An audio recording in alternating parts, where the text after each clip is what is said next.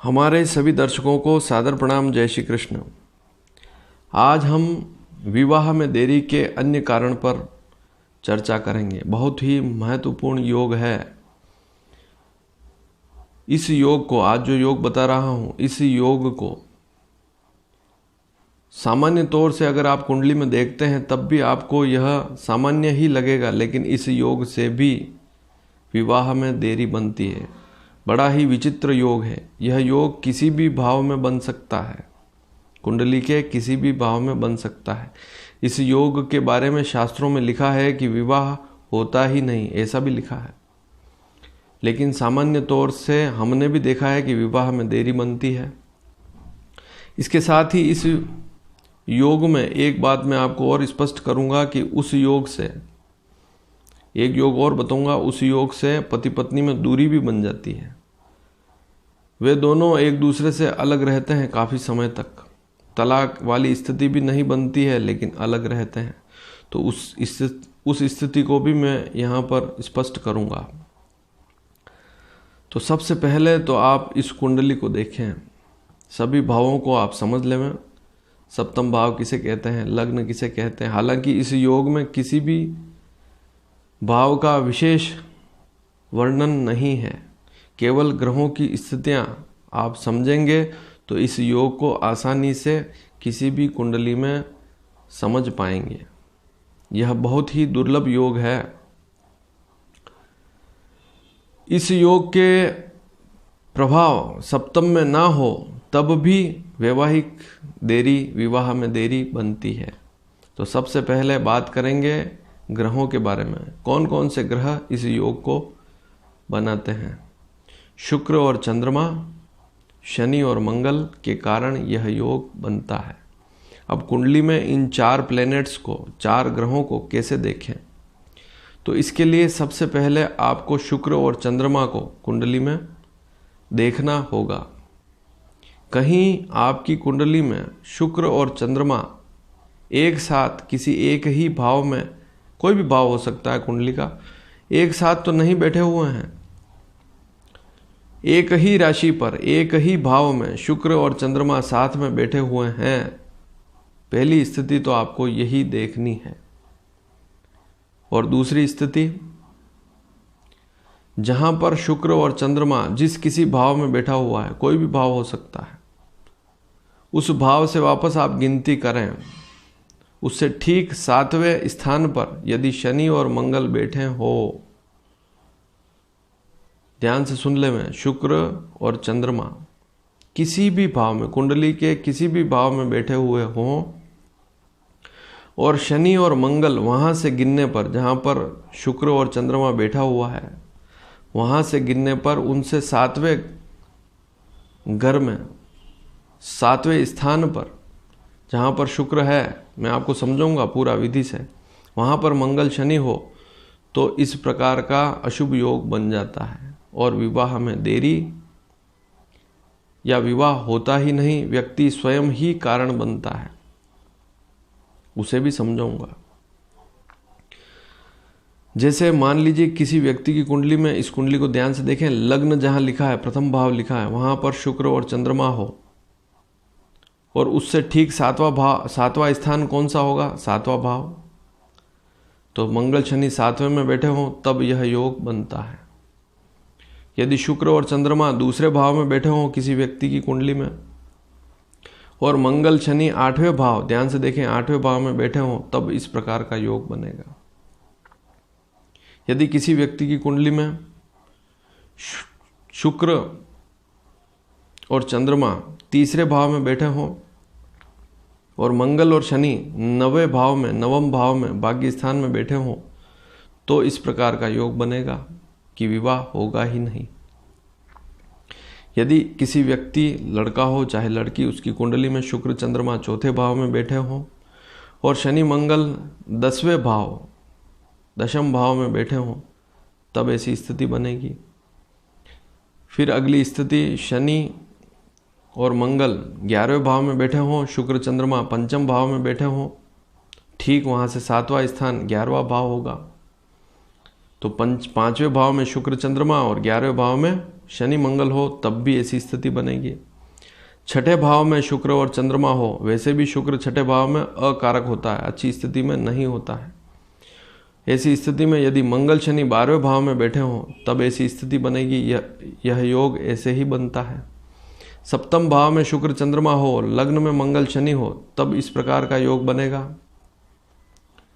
8वें भाव में शुक्र चंद्रमा बैठे हुए हैं और मंगल और शनि यदि दूसरे भाव में बैठा हुआ है तो ऐसी स्थिति बनेगी। यदि किसी कुंडली में मंगल और शनि तीसरे भाव में बैठे हुए हैं, शुक्र चंद्रमा 9वें भाव में बैठे हुए हैं, 9वें भाव में शुक्र चंद्रमा है, तीसरे भाव में मंगल शनि है, तब ऐसी स्थिति बनेगी।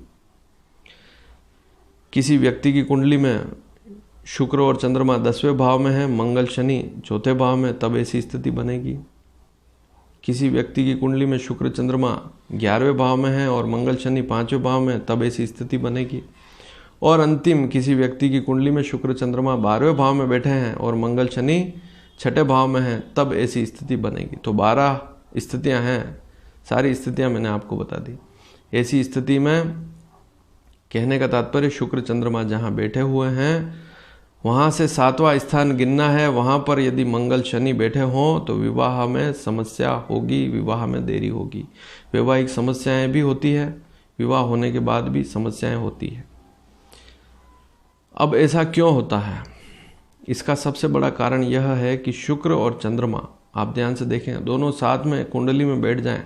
वैसे तो आपने यदि ज्योतिष की पुस्तकें पढ़ी हो तो शुक्र चंद्रमा की युति को बहुत अच्छा कहा जाता है। बहुत सी जगह पर शुक्र चंद्रमा की युति के बारे में बहुत अच्छा लिखा हुआ है, लेकिन चंद्रमा शुक्र को सम मानता है, सम अर्थात सिमिलर, लेकिन शुक्र चंद्रमा को शत्रु मानता है। यदि किसी भी कुंडली में शुक्र चंद्रमा साथ में बैठ जाएंगे, ऐसी स्थिति में तात्कालिक मैत्री में वे दोनों शत्रु हो जाएंगे। इसी प्रकार से मंगल शनि भी किसी भाव में बैठ जाएंगे तो वे भी एक दूसरे के शत्रु हो जाएंगे। शनि और चंद्रमा भी आपस में शत्रु हैं। चंद्रमा शनि को सम मानता है, लेकिन शनि चंद्रमा को शत्रु मानता है। शनि की दृष्टि जैसे ही शुक्र, अब आप एक बात और देखें कि शुक्र चंद्रमा जहां बैठे हुए हैं उनसे 7वें स्थान पर मंगल शनि है, तो शुक्र मंगल भी शत्रु हो जाएंगे। चंद्रमा मंगल भी सम या अच्छी स्थिति में उनकी मित्रता उतनी नहीं होती, तात्कालिक मैत्री देखेंगे तो वे भी सम स्थिति में ही आएंगे। और शनि चंद्रमा की स्थिति भी अशुभ वाली हो जाएगी, शुक्र शनि की स्थिति भी सम वाली हो जाएगी, अधिमित्र वाली स्थिति नहीं रहेगी। शनि की दृष्टि जैसे ही चंद्रमा पर पड़ेगी तो व्यक्ति की मानसिक स्थिति भी बदलती रहती है, खराब होती रहती है। और शनि का कार्य है अंकुश लगाना, शुक्र का काम है आनंद देना। और शनि की दृष्टि यदि शुक्र पर भी पड़ जाए, चंद्रमा पर पड़ेगी तो मानसिक स्थिति को खराब करते हैं, शुक्र पर पड़ेगी तो शुक्र जो है आनंद देने वाला है, वहाँ पर भी शनि अंकुश लगाने की कोशिश करता है। हालांकि शुक्र शनि की युति, दृष्टि वाली जो युति है, कहीं कहीं अच्छी भी लिखी है, लेकिन शनि की दृष्टि हमेशा कहीं न कहीं नुकसान तो करती ही है। और शुक्र चंद्रमा जब साथ में बैठे हैं, शनि मंगल दो, एक क्रूर ग्रह है मंगल, शनि पाप ग्रह है, उनको देख रहे हैं, ऐसी स्थिति में वैवाहिक स्थिति खराब हो जाती है। व्यक्ति स्वयं निर्णय नहीं ले पाता है और फिर उसी के कारण विवाह में भी धीरे धीरे देरी होती रहती है। उसके बहुत से कारण होते हैं। नौकरी भी उसका कारण हो सकता है कि व्यक्ति को अच्छी नौकरी नहीं मिल रही, उसके चक्कर में वो समय को खराब करता है। शुरुआती स्टेज पर उसको अच्छे मिलान आते भी हैं, उस समय नकार देता है और फिर धीरे धीरे धीरे देरी की संभावनाएं और ज़्यादा बढ़ जाती है, देरी और संभावनाएं कम हो जाती है विवाह की। शुक्र और चंद्रमा किसी भी कुंडली में, ध्यान से देख लें, किसी भी कुंडली में शुक्र और चंद्रमा वैसे भी यदि साथ में बैठ जाएं तब भी पति पत्नी में तनाव वाली स्थिति रहती है। मान लीजिए ऐसी स्थिति में पत्नी यदि पीहर चली गई तो फिर वापस आने में भी समय लगाती है, एकदम नहीं आती है। और पति की कुंडली में इस प्रकार का योग है तो पत्नी दूरी बना के रखेगी। और यदि किसी लड़की की कुंडली में इस प्रकार का योग है तो लड़का उससे दूरी बनाकर रखेगा। तो चंद्रमा और शुक्र दोनों शत्रु हैं, विशेषकर शुक्र शत्रु मानता है चंद्रमा को। जब दोनों साथ में बैठते हैं तो वैवाहिक स्थिति वैसे भी ये दो प्लेनेट भी खराब कर देते हैं। हमने तो यहाँ तक भी देखा है कि यदि किसी की कुंडली में 4 नंबर अंक हो, कर्क राशि हो और उस पर शुक्र बैठा हो, तब भी व्यक्ति मानसिक तौर पर आनंद की अनुभूति नहीं कर पाता है या वैवाहिक स्थिति भी उसकी गड़बड़ हो जाती है। और लग्न में इस प्रकार का शुक्र बैठा हुआ है तब भी स्थिति खराब हो जाती है। सप्तम में बैठा है तो और ज़्यादा खराब हो जाती है। पंचम में बैठा है तब भी स्थिति खराब हो जाती है। तो शुक्र यदि कर्क राशि पर हो तब भी स्थिति खराब, बहुत सी कुंडलियों में हमने खराब देखी है। तो यह योग केवल मात्र सिंपल है। शुक्र चंद्रमा कुंडली में कहीं पर भी बैठे हों, उनसे ठीक सामने वाले भाव में, वहाँ से 7वें स्थान में शनि मंगल हो तो इस प्रकार का योग बनता है और विवाह में देरी बनती है। अब आप पूछेंगे कि इसका उपाय क्या करें। उपाय कुंडली पर निर्भर करेगा कि शनि के उपाय करें या मंगल के उपाय करें या शुक्र के उपाय करें या चंद्रमा के उपाय करें। मंगल जो है घर में शुभ मांगलिक कार्य देने वाला है। एक लड़की की कुंडली में भी मंगल का महत्वपूर्ण योगदान है। और मंगल यदि शनि के प्रभाव में आ जाए तब भी पारिवारिक कौटुंबिक स्थिति खराब हो जाती है। मंगल शनि कुंडली में कहीं पर भी साथ में बैठे हैं तब भी कौटुंबिक कलह की स्थितियां बनती ही है। वहाँ पर उस कुंडली के लग्न के अनुसार कौन शुभ ग्रह है कौन अशुभ ग्रह है, उस अनुसार किस ग्रह की पूजा करनी है उसे देखना होगा, तभी जाकर सही निराकरण होगा। तो बहुत ही साधारण योग है, लेकिन शास्त्रों में तो इसे बहुत ही खराब कहा है। हालांकि यह योग अनेक कुंडलियों में बहुत कम देखा जाता है, बहुत सी कुंडलियों में होता ही नहीं है। लेकिन आप इसमें एक बात और समझ लें कि शुक्र चंद्रमा भी यदि कुंडली में साथ में बैठे हुए हैं तब भी स्थिति डामाडोल हो जाती है, गड़बड़ हो जाती है। धन्यवाद। जय श्री कृष्ण।